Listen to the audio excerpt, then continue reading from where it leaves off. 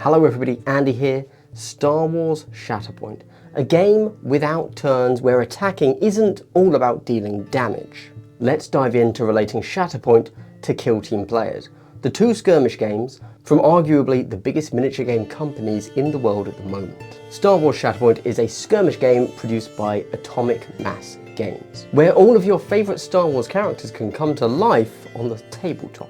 I mean, I guess, like if you're into that sort of thing. It's 8 miniatures a side. You move some miniatures, you roll some dice, it's pretty average skirmish game stuff, right? Now I personally don't know anything about Star Wars outside of the core movies, so in here I know Anakin, I know Darth Maul, who apparently is Lord Maul, and then I don't know any other character here. Oh, well, I guess I know the battle droids, they're cool, they're funny. And like, wasn't Maul like literally cut in half in episode 1? Also, now that I think about it, didn't Anakin die? Why do Jedi just straight up die but the Sith come back to life all the time? Well, that's not a story the Jedi would tell you.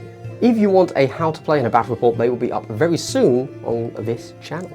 Now, I'm a Kill Team player that has finally built up enough models to get into 40k proper.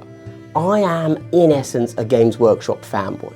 I want my models to have a healthy dose, a dollop of grimderp, if you will. I want my tank driver to be wearing a literal stained glass window helmet. I want my authors to have absolutely no concept of realistic numbers, and so when an entire star system has been engulfed in war for decades, the total death count is like 10,000. What? I want any time somebody travels faster than light, they have to go through literal hell. But actually that's all pretty silly, I don't know if you know that, so let's take a look at a slightly more realistic version of the future that happened far, far away a long, long time ago. Because here, we're all about space wizards, robots, and politicians. Now, of course, you already know what Star Wars is, so I'm not going to like recap the whole of Star Wars. You get it. If you're watching this video, you know what Star Wars is. It's a very simple story about the Viet Cong kind of rebelling like against the oppressive nation of the United States. Finally, keeping politics out of our war games. Am I right, my 40k nerds? The IP is the IP, so let's take a look at the mechanics. I've played a few games of Shatterpoint and something about it has really captured my interest. I've been playing Fantasy Flight games for a while, when I got absolutely totally enthralled by X-Wing 1.0. It was probably all I actually played for a year and I loved everything about it, and since then I've just totally taken to FFG's style of games, whatever that style actually is. Oh, right. I suppose the point of this sort of video is that I actually do indeed distill what that style actually is. First things first, thanks to Asmodee for sending me this core box to review. They have no say in the content I make with it, my thoughts and words are my own, but I will say that it was me who reached out to them when Shatterpoint was announced, so obviously I'm kind of primed to like it. I do want to keep all of my comparisons to Kill Team specifically, as of course I'm a Kill Team channel primarily, and they are both skirmish games from, you know, the big companies. But of course, first, if you're a subscriber to my channel, I'd like to give you a big double hello.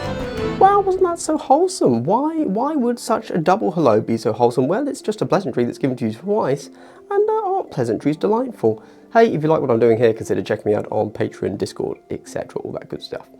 Anyway, let's start with the models. Kill Team is a 28mm scale game. Shatterpoint is a 40mm scale game. Here's some of the Shatterpoint models next to a few Warhammer models. It's just a totally different scale. The terrain, however, is cross-compatible, with each floor on the Shatterpoint being 4 inches, compared to Octarius's 3 inches, or Sector Imperialis's 5 inches, although I'm not even sure you can buy that anymore. Aesthetic is of course very personal, so I won't say much. Warhammer has a brilliant visual language and do some of the best miniatures out there. Shatterpoint is following realistic proportions and already existing work, so essentially have zero flex in what they're putting out.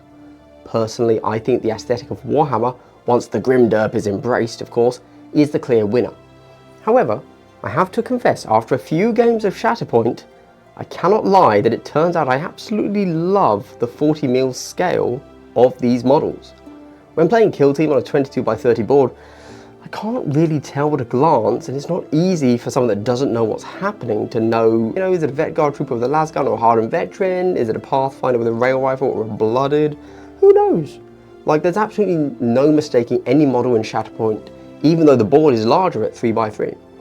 Quite genuinely, the scale alone makes me think I need to start taking a longer look at, for example, Conquest by Parabellum Games. Now where's that darn Inquisitor 58 scale game gone, just as I realised that large scale games are awesome? Kill Team didn't come with data cards and only had cards in the book. Shatterpoint only has cards, no book. And let me tell you this, cards no book is the way to go. No flicking through pages as I learn a team, it's all right there in front of me. And these are huge cards. You also need a stance card in front of you though, so the 3x3 play area is actually selling it short. I'm playing on a 4x5 area here, and I use the whole table for Shatterpoint. The cards have lots of text, so I'm glad they're big, that's good, but the sheer size of everything almost pushes it out of being a skirmish game in terms of the raw space you need to play the game. It's not as big as 40k, but it's not what I would call skirmish sized. This bad boy ain't fitting on your kitchen table. Let's talk mechanics. This game has 3 interesting mechanics that define the game, but of course let's quickly cover the basics that make it, similar to all other games out there. Like pretty much all war games these days, you need to stand on objectives and kill stuff. You do this by alternating activations and choosing one of a few different actions, which is good. It's a system that works. You have a force pool, think of these as your command points to spend them on your powerful abilities. Elevation is important, the higher you are the better, and the game probably plays best when there are 3 levels of elevation. You have health brackets in the form of being wounded and injured, and your units become less effective after each bracket. There is list building where you pick 2 primary characters, and they each have a point limit, and within that point limit you can take pretty much any models that are from the same era of Star Wars as them. So if you want Ahsoka to run with Commander Rex and his clone troopers, you can, but you can also run him with Kalani and some battle droids, or Bo-Katan and evil Mandalorians. As long as you're in the same era and within the points cost, there's plenty to play around with here. Obviously some synergies are going to make more sense than others, but that's your choice to make. And we're talking points levels of 6 or 7, not like 100 or 200 or 1 or 2,000, right? Attack and defense I want to quickly define. It's based on number of comparative successes. There's no exploding 8s. You check your hits, crits and expertise versus their blocks and expertise. The remaining successes define how far down your damage tree you go. So it's not that every success is a damage, it's just another step on the track. And that leads to the first unique design, the damage tree. This is a really cool feature that looks terrifying before you know what's up. I mean, having a flowchart in the game feels bad, right? Kind of like the Kill Team line of sight flowcharts that people had to make to understand it. But this is a little bit different. It's hard to see how cool this is until you've played a few games, but to cut a long story short, attacking isn't just about doing damage. Your character isn't defined by do you get 6 attack dice or 7?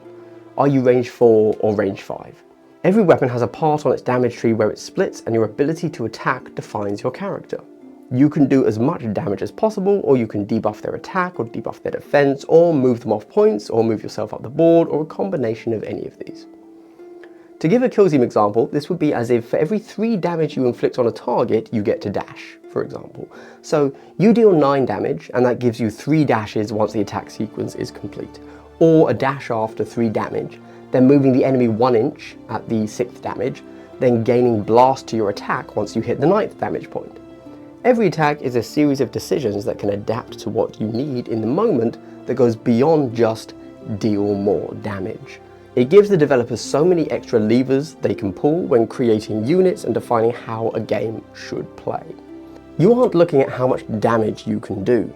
You're looking at how close is the enemy to the objective, and you get a shove on your 3rd success, which will both push the enemy off the objective and you onto it.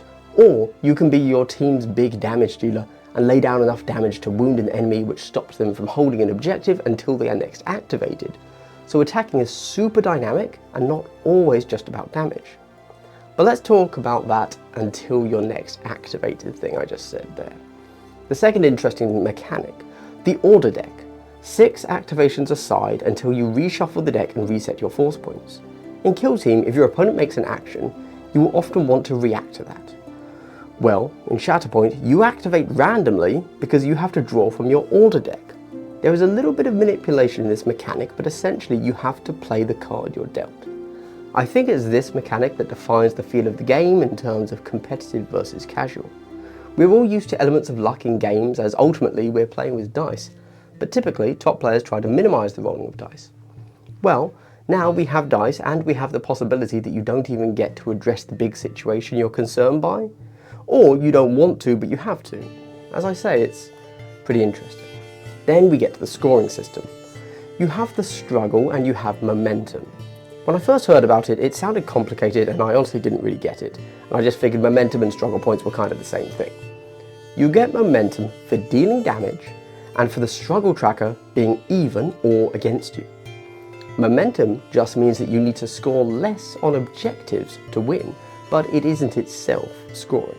So if you can kill the enemy and keep tied, then you can win with only a single struggle point scored. And you have to win the best of 3 struggles. Just consider a struggle to be standing on primary objective points, but every time the point is scored, the primary objective points that can be scored change. A minor side note here, I've decided that I love the missions being called struggles because I too have struggles, and I like to call them strugs. These are my strugs. So the interesting dynamic here is that your turns are reshuffling your order deck.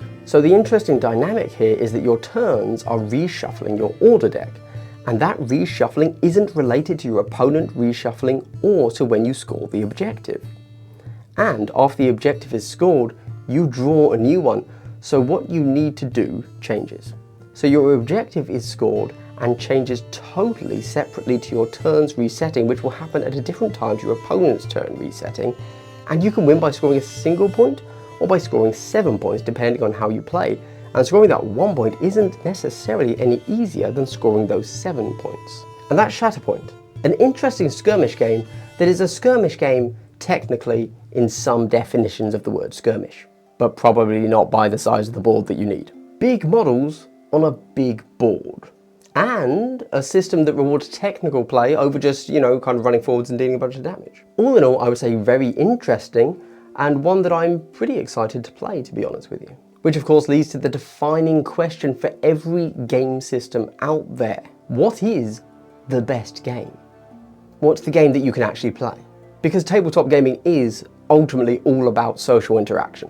So if you have a local scene that want to play Shatterpoint, this is an easy recommend for me. Like, no negatives, 10/10 would bang. Now if you've made it to the end of the video, I would like to give you a very quick, big, triple hello. Wow, so wholesome. Guys, thank you so much for watching to the end of the video. Quite genuinely, nothing helps a small channel like mine more than just watching the damn thing, Anyway, if you could leave a like, subscribe, comment, all that good stuff, that'd be super cool. If not, I totally understand. It's very difficult to click buttons at times. Anyway, this has been Andy. Stay gangster, stay hydrated, stay pimping. Bye.